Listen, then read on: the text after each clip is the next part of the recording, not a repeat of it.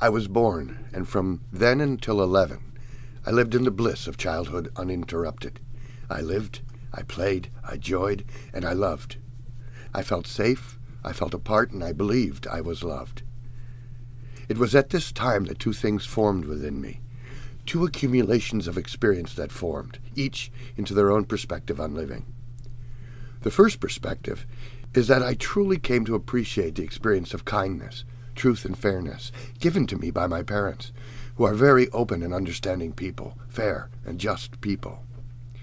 It was a perspective that I held onto tightly, appreciated deeply, and the simple truth is that this first perspective is what eventually saved my life.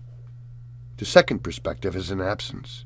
Although I felt included wherever I went and believed I was loved, I never experienced the warm, supportive embrace, the affectionate and loving words. I never experienced that moment that told me without question that no matter what, I would always be loved. That, too, was given to me by my parents. The second perspective lay dormant, because everything that was my life, my sense of who I was, and my place in it, never challenged the perfect little world in which I lived. Everything about me, my family, and my life was right in line with what I thought it was supposed to be.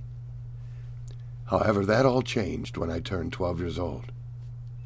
When I was 12, in 1979, society had yet to open up to and accept certain various variations of beauty within a human being. Instead, it expressed derision, dismissal, and outright hate. It threw out lies and violence, providing no support or understanding for a timid 12-year-old already feeling insecure in who he was when he met Scott, when he realized that he was gay. After Joe left, I was lost. I had started to anchor the truth of me in a real-life boy. Joe became the face of my childhood search for my sexuality, what I now recognize, the crush I had on Tony, the boys I looked at and had feelings about.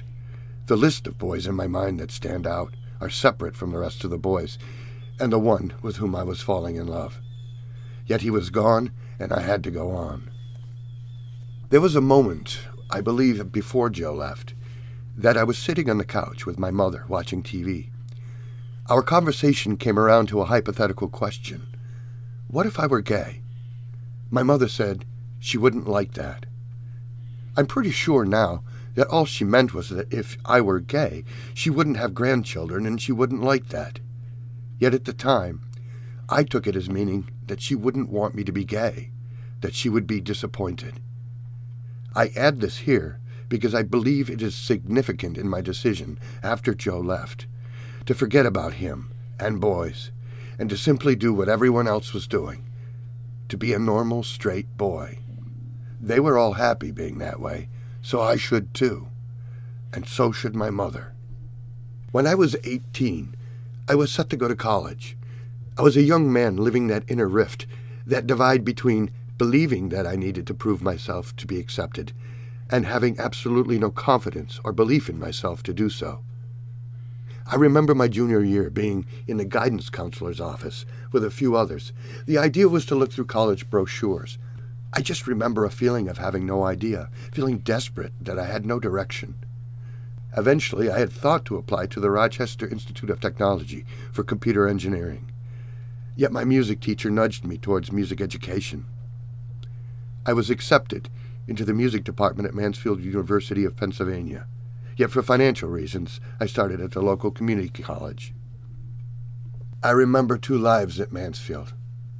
The first one is my involvement with theater and being social. The second is with him. The irony I feel in all of this is that it all started with me being randomly assigned to a dorm room, having no idea who I was being assigned to. The last contact I had with him was right after college. I was living alone in an apartment in Corning. I was writing at an old monochrome word processor that a friend had given me. The phone rang, and when I answered it, I heard his voice. I immediately held the receiver as far from my ear as I could get it, holding it as tightly as I could, focusing my emotion into the grip. I just remember steeling myself against an overwhelming feeling, anger, pain. I was just going to wait for him to say goodbye, One last courtesy I would give him, one last kindness. Yet I don't think I waited. I couldn't take the feeling any longer, so I just hung up. It was over. I was done with him. And I just told myself to forget about it and go on. It was time to just live. Unfortunately, though, the damage was already done. My mind and emotions were all twisted up, bent out of shape. And I just took for granted that how I felt, who I thought I was normal. I didn't realize at that point that I needed help. The next 5 years, looking at the bigger picture, were a bit of a respite. The twisted psychology and damaged emotions churned below, but I tried to continue my initial momentum I had when I first stepped out of my parents' house to go to college. What I didn't realize is that what I was trying to build was a house of cards.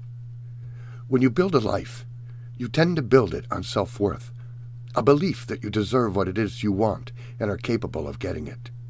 When you build on the idea that what you are building is for others, to belong through achievement, to be loved by being the best, when you build it without the underlying belief in yourself, the slightest breeze can cause it to come crashing down.